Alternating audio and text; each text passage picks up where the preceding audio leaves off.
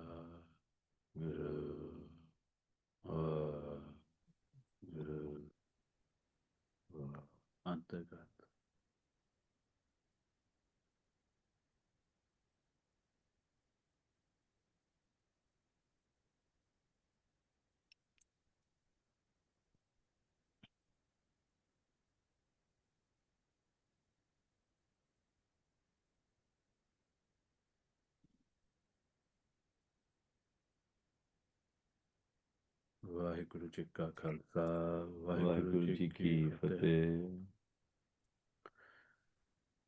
So when we're doing Simran, we want to learn about how to stop the manipulation. You know? How do we build control over the things that are happening without us or without the mind's permission? You know?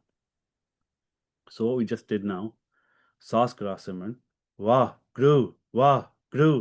We're saying it loud enough for the mind to listen. You know? Remember, you got a mind that behaves like a child. It's not used to listening, you know, being told what to do.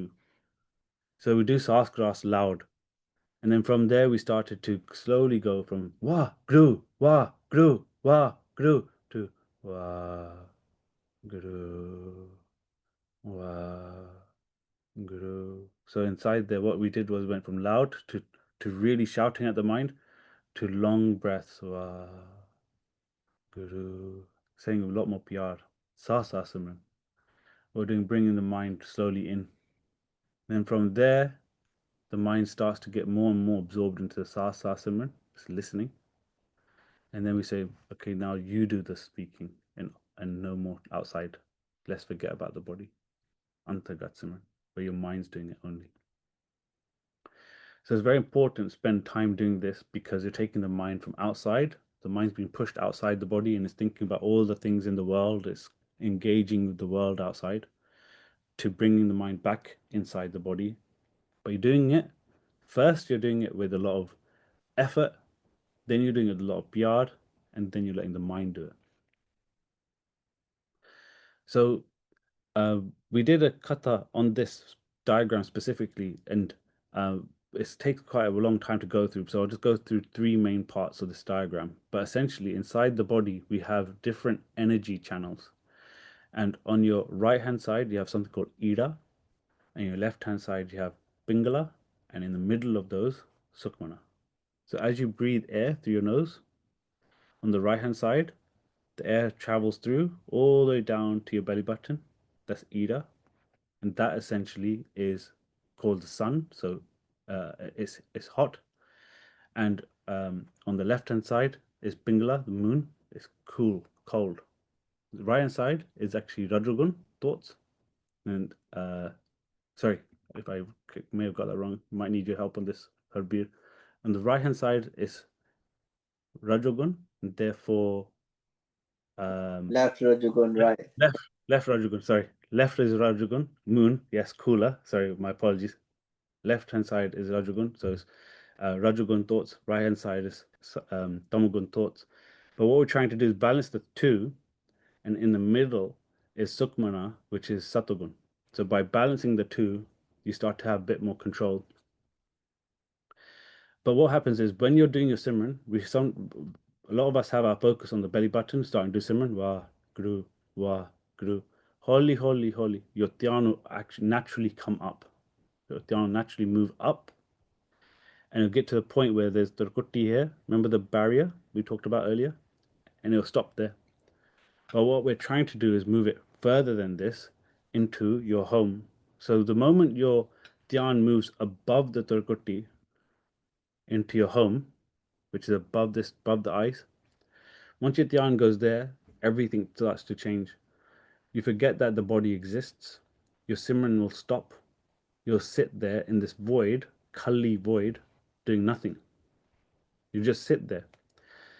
And there's two, Bhai Deputy Singh did a beautiful kata, and I actually went and talked to him after kata and said, what you mentioned was so amazingly profound that like it's changed everything for how I do Simran. And he said, draw a diagram. I was like, okay, cool, draw a diagram. So what he said was when you're sitting in sun, no more Simran, no thoughts, no punch jawed, you know, there's nothing going on. There's two things that can happen. One, there's a gravitational pull pulling you back down into Bhavsagar, and that's born air. Your body's trying to reconnect to the mind through born. There's another gravitational pull pulling you up, which is the Shabad. So the Shabad is not the word Wah Guru. The Shabads are sounds. These sounds come from Vaheguru's mouth. He's calling you now. because you're in your own home. Within your home, Waheguru is saying, now come to my home. So while you're sitting there, it's a very peaceful place. You actually get a lot of energy from just sitting in that place. Your body becomes very refreshed by sitting in that place. But Waheguru is calling you home. So there's two things that are happening. Air's pulling you down and Shabad's pulling you up. When you come down, the Panch Jor are sitting right there waiting for you. But what's happened is, remember this topic of this session is anger. Anger is also one of the Panch Jor waiting there for you. So if we want to get out of the grip of anger entirely, we have to visit our home as often as possible. So if we visit our home, say daily, and when I say visit home, not visit in the sense of go to sleep, you're now there. Visit in the sense of you've gone into Sun and you recognize, you become Jagat Avastha, which means you awakened in Sun and you can hear the Shabads. This means then Kam, Krodh, Lobh, Mohankar can't reach you when you're there. So there's these two gravitational pulls, but when you are there, this is another thing Bhai Deputy Singh mentioned, which I thought was amazing. What he mentioned was, you're now in Sun. You're sitting there. There's no sound from you. You're not saying the word Waheguru anymore. You're just listening for the Shabad. And if you can hear the Shabad, you listen to the Shabad. And the Shabads can come in many forms. So there's the Panch Shabads, which are 5 different sounds that you can hear concurrently at the same time. Sometimes it's 1, sometimes it's 3, sometimes it's 5, sometimes it's 4. But these sounds, the reason why there's lots of different instruments here, or sound creating objects here, is because when people talk about the Shabads, they hear different ones. Not everyone's hearing the exact same Shabad. People could hear the same ones, people could hear different ones. But you'll be hearing these sounds. These are 5 Shabads that you can hear. And these are the sounds Waheguru is doing to call you. But at the same time, there's another Shabad, there's another sound called Anhad Shabad. When you hear this sound doesn't stop. It's a constant sound that continually resonates. It's continually going, and you're hearing this sound come. When you hear this sound, what you're trying to do is follow that sound and keep following the sound until, once that sound essentially manifests, you move from the sound into Prakash, and that's where Sach exists. So Sach can call you from his home, from your home into his home. So what we've been discussing so far is looking at Krodh as being a object that's accepted by society to an item that or an energy that's simply not allowed. We've looked at how it sustains itself inside a Manmukh, how it sustains itself inside a Gurmukh, how the Gurmukh can overpower it by seeing that this is a Krodh energy that exists inside this void and can decide to engage or not engage. We looked at how Krodh manifests inside the body, and we can decide whether to engage or not engage. We've looked at how the mind gets manipulated through our Simran. Simran's happening, how the mind's being manipulated. We didn't ask for the thought came by itself. And now what we're trying to really recognize is, if these thoughts are given to us and not made by us, then how do we slowly go back home?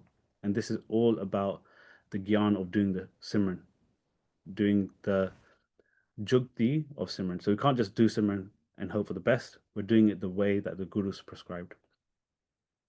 So we're on time now. We can stop the recording so that anyone wants to ask questions. I know there's usually quite long discussions after this, so we can stop the recording so we can open up to everyone. I know there's some questions I've also received by text, so we can go through those as well. And if anyone's got any questions, let's start that. I'll stop the recording now.